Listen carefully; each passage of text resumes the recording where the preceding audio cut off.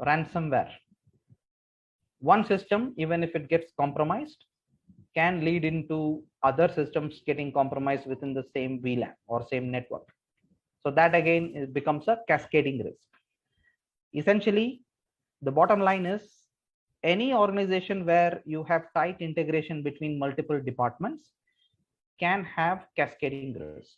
One failure in a given department can cause impact to other departments. That is the understanding that we should have. All right, identification of risk.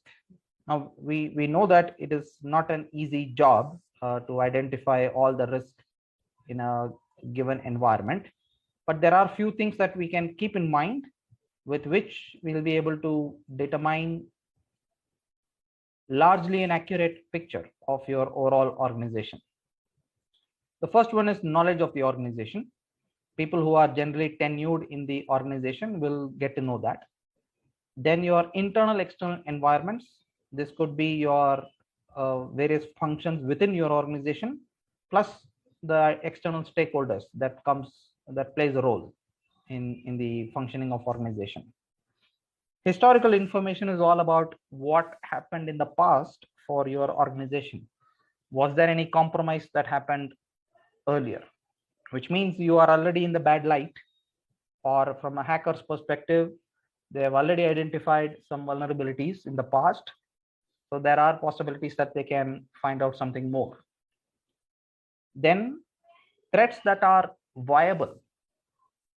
Now, this is key for us to understand from a concept perspective.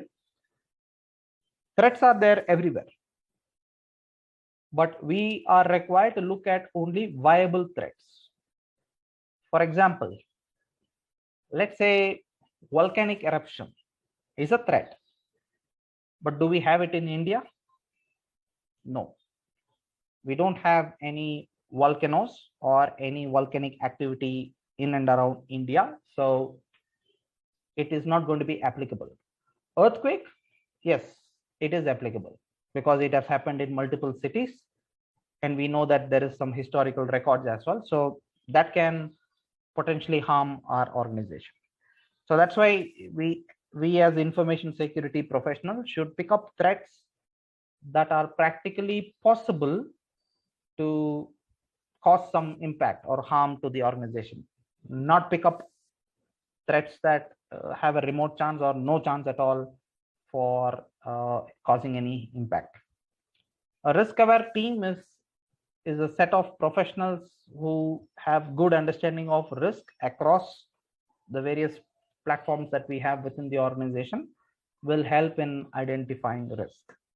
These are some of the things that will help in effectively identifying risk for a given organization. Now let's look at threats. There are three different categories. First, threats can be classified as internal or external. Then you have intentional or unintentional, then natural or man-made. Now, internal external threat is quite simple.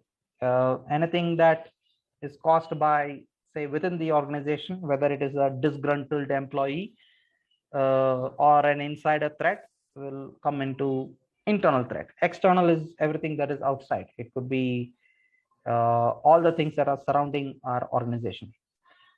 Intentional and unintentional is the mindset of the person who's trying to attack. Sometimes employees by mistake may execute certain tasks, but in an incorrect fashion. Example is, let's say if I am making a change on a firewall, by mistake I type an erase command, or instead of allowing a certain traffic, I block a certain traffic. Now that is unintentional, as in it was a human error that caused the overall impact. But at the end of the day, it is still an impact. So that's why you have a sound change management process. Natural or man-made is again self-explanatory. Natural is all about earthquake, fire, flood. Man-made is all the bad actors that we have around us, hacking, vandalism, terrorism, all these are man-made threats. Now, another interesting piece of information is the source of threat. What are all the different sources that we have within with the organization and its relationship with various external parties, with which we'll be able to create a threat profile. Now, the ones that you see to the right is all known to everybody.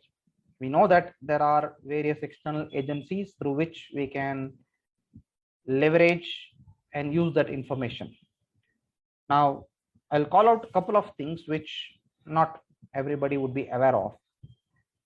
Insurance companies provide insurance generally for natural threats, fire, flood, earthquake, etc. But nowadays we have a new type of insurance called as cyber security insurance, where if your organization is subject to a cyber threat, maybe a compromise, security breach, insurance company will still provide you some monetary coverage there. Now, how they do it, what clauses they look at is all a different discussion altogether. We will park it for later discussion. But from a threat perspective, these insurance company will have insight into every organization and the threats that they are facing. For example, if company A has a ransomware attack, which is widespread, which has impacted the majority of the organization, they took some action, blah, blah, blah, and then the insurance company compensated them, whatever. But the insurance company has the information about what type of ransomware attack was it, how was it carried out, what kind of impact did it have, what mitigation that the company took. This is a wealth of information for a company like, say, my company, which also works with the same insurance organization. Now, because of NDA, the insurance company is not going to divulge details about which company got impacted and all the nitty-gritties around it. But they can still give me generic information about what type of ransomware attacks happened or what kind of impact can it potentially have. I can pick up those lessons, right? I don't have to go through the same impact and then I take some action. It's like learning from someone else's mistake. So that's a good source of information. I mean, I would encourage, if you guys have any tie-up with insurance companies for your organization, try to get this data. The next one is threat monitoring company. We know that there are tons of threat feeds that are available on the internet, which provide information for free. However, a lot of those information are very, very generic in nature. It is useful, no doubt about that, but it is not going to give you specific information about how certain threats can impact your specific company or industry in that environment. So there are commercial feeds available, a lot of threat management companies that provide paid service where they do threat hunting, identify which are all the threat actors that are targeting, say, financial companies, or maybe very specifically the company that wants to use this, and that those kind of information will be really useful. The company that I am a part of right now, we engage with third-party threat feeds, and they provide useful information. They give us a heads up. So and so type of phishing attack is likely to target your organization, and in fact, which has happened as well once. So those kind of information will be very handy. So you can again explore that. The other type of source of threat is again known to everybody. I think that's self-explanatory. We'll now move into APT, Advanced Persistent Threats. Now, CISM is not going to challenge you on the technical elements of APT. APTs are again bad actors, but unlike the traditional group of hackers, these guys have a different traits. So our focus is only to identify the traits or what makes APT different from any other attacker. In layman language, when you have a bad actor, their objective is to cause disruption, whether it is malware, hacking an application, or say launching a DDoS attack. All these are different types of attacks where the attacker makes himself or herself known to the other person that they have attacked.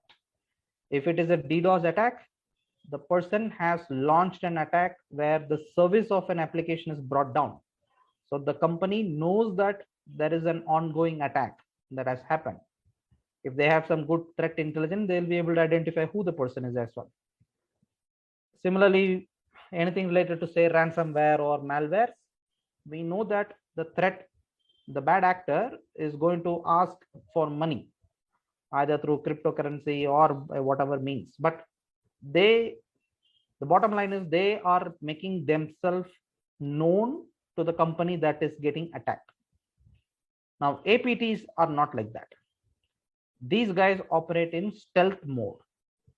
Stealth mode means they do not want to announce themselves when they compromise a given environment. Their purpose is only to exfiltrate data. They are generally backed up by government agencies, organizations, anyone that has a bad intent of causing harm to another industry or another company. So the difference is the tools and the techniques used by APT will be very, very different from the general bad actors that we saw.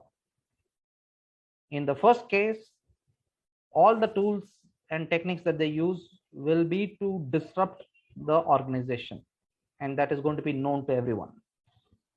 With APT, they will use tools, but they will not make sure, they'll make sure that it is not known to the company that they are attacking. So a lot of their monitoring solutions will not be able to pick up these kind of APT based attacks. So just some additional information. This is not going to be specific to CISM exam, but just FYI to you guys. These are some of the known APTs that we have in the current situation. Stuxnet, I mean, if we talk about the individual APTs, we will always end up talking about a given country or a political outfit. So it always has that flavor. That is not the objective of our discussion. But all these are interesting use cases. If you go and check out how these are being carried out, you will be amazed to find out the techniques that they have employed and their ability to get into a given environment easily and still hide without making themselves visible to the advanced monitoring solutions that we have. So this slide is just FYI, nothing related to CISM exam. All right. I have pulled this slide. This is actually an extract from CRM, the CISM review manual. This is the various methods of risk analysis that are available. However, from exam standpoint, you don't have to know all these different types in detail. It is only for your awareness perspective. I have just listed down maybe 5 or 6 here. There are a lot more available in the book. You don't have to get into the details of any of these methods. You just know that such a method exists. That's all. So don't spend your energy on this too much. All right, next is risk register. Now this is again an interesting and a wide topic.